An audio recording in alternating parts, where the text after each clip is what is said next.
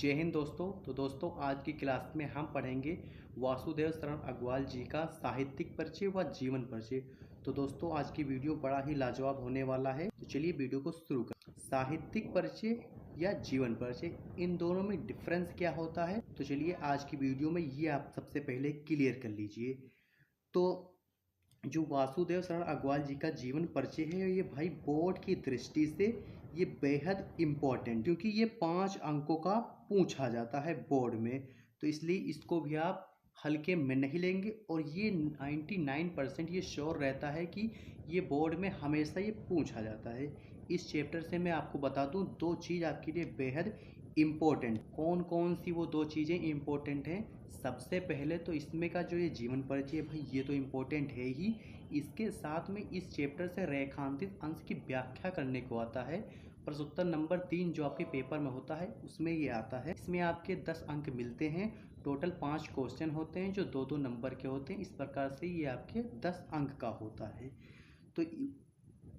तो इन दोनों में से एक ना एक श्योर रहता है, ये कंफर्म है। तो चलिए आज की वीडियो हम शुरू कर लेते हैं। वासुदेव शरण अग्रवाल जी का जीवन परिचय ये दोनों वर्ग के विद्यार्थियों को पढ़ना है।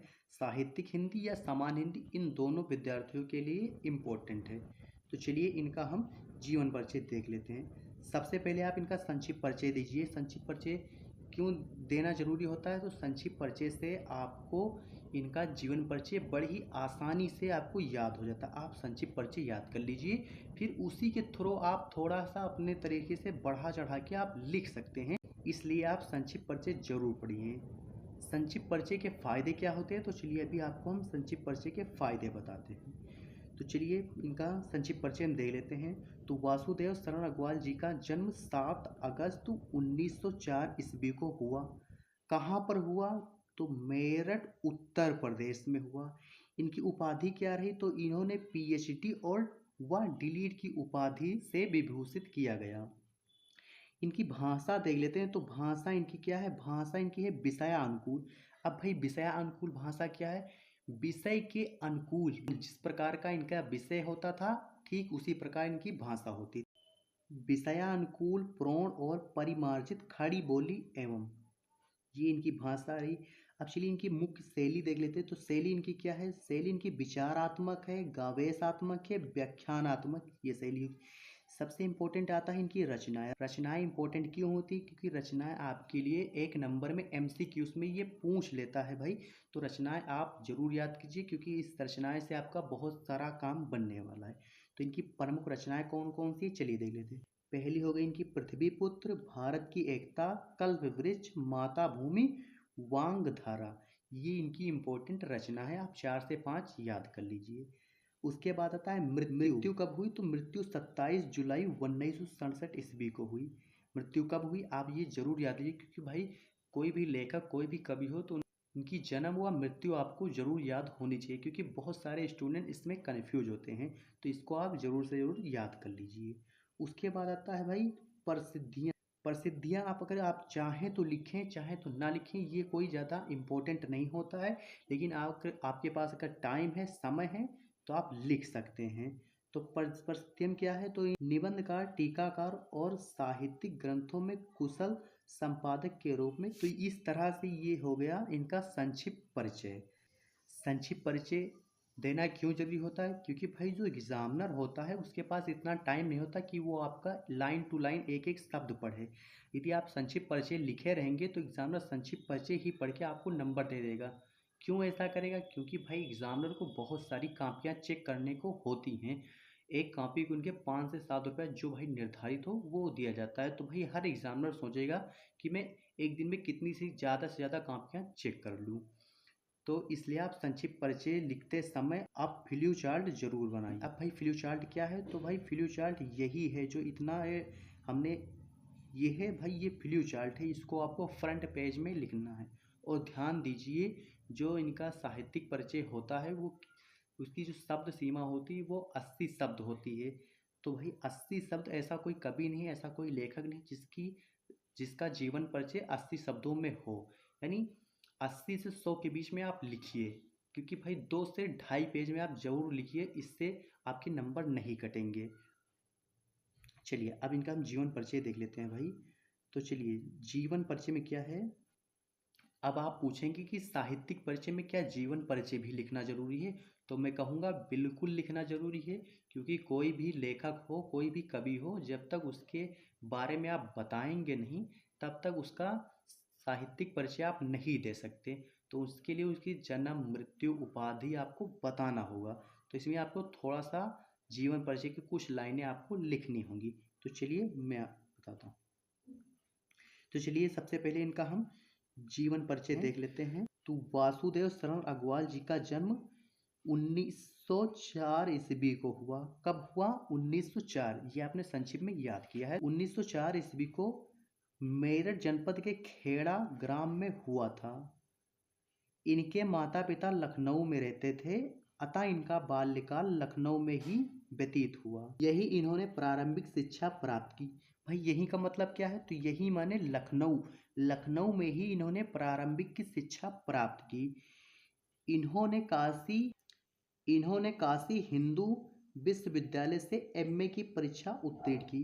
तो भाई ये पॉइंट आप याद रख लीजिए, ये पॉइंट आप जरूर याद कर लीजिए कि काशी हिंदू विश्वविद्यालय से इन्होंने एमए की परीक्षा उत्तीर्ण की, यानी एमए काशी विश्वविद्यालय से किया। लखनऊ विश्वविद्यालय ने प्राचीन कालीन भारत की शोध प्रबंध पर इनको पीएचडी की उपाधि से विभूषित किया गया।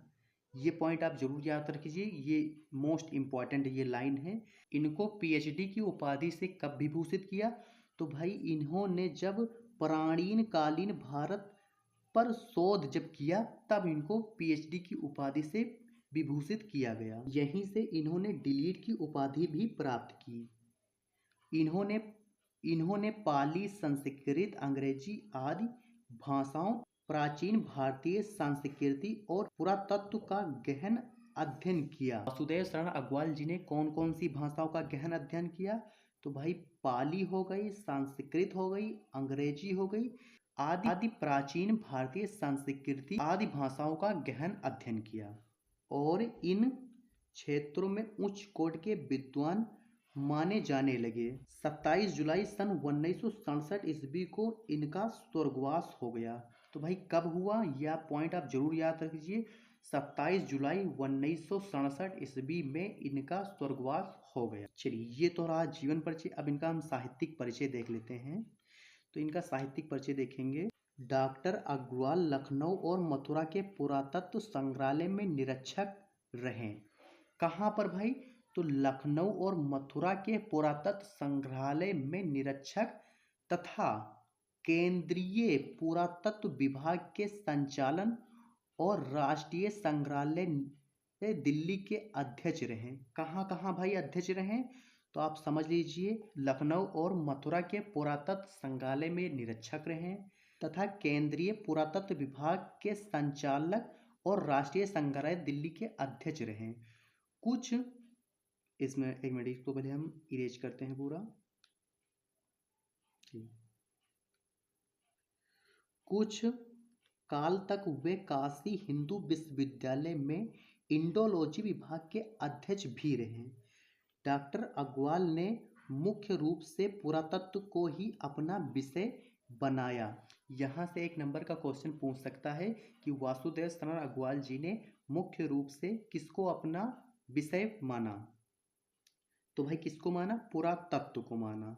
चलिए, उन्होंने प्रागैतिहासिक, वैदिक तथा पौराणिक साहित्य के मर्म का उद्घाटन किया और अपनी रचनाओं में संस्कृति व प्राचीन भारतीय इतिहास का परिमाणित रूप प्रस्तुत किया। अब भाई परिमाणित रूप प्रस्तुत करने का मतलब क्या है? परिणाम के स्वरूप, यानी भाई सबूतों के साथ इन्होंने प्रस्तुत किया। वे अनुसंधाता, निबंधकार, संपादक के रूप में भी प्रतिष्ठित रहे। चलिए, ये तो भाई रहा आपका संक्षिप्त परिचय। ध्यान दीजिए, आपको ज़्यादा बढ़ा चढ़ा के नहीं लिखना, बस मेन ही पॉइंट आपको लिखना है। क्योंकि आप ज़्यादा लिख के क्या करेंगे भाई? आपका टाइम भी तो बर्बाद होगा। तो ज़्यादा आपको नहीं लिखना है। चलिए, अब आती हैं रचनाएं।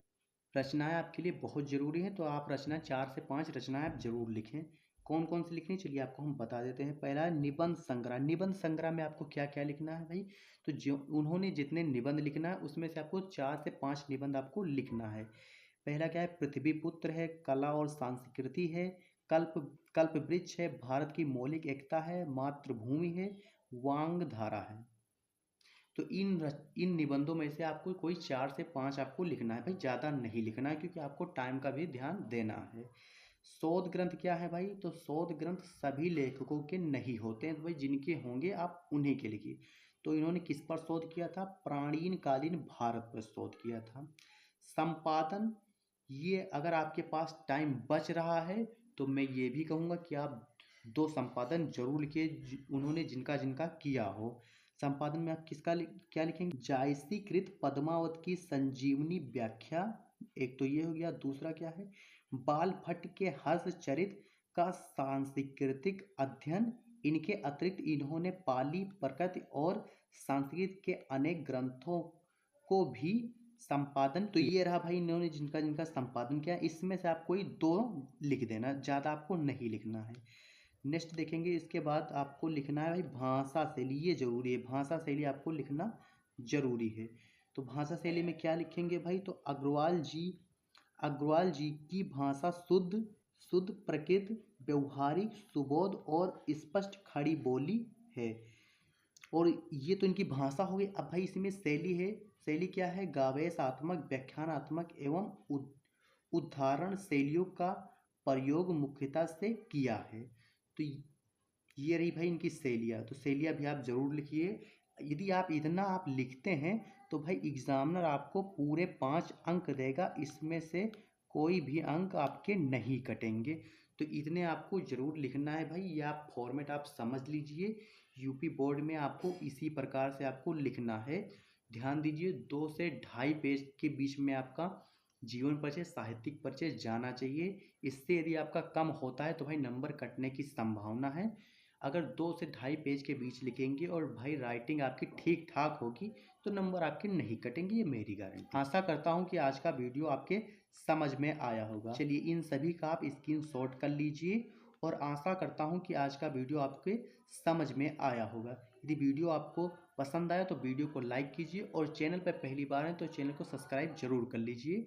मिलते हैं आपको फिर किसी मज़ेदार वीडियो के साथ, तब तक के love you, bye bye, take care.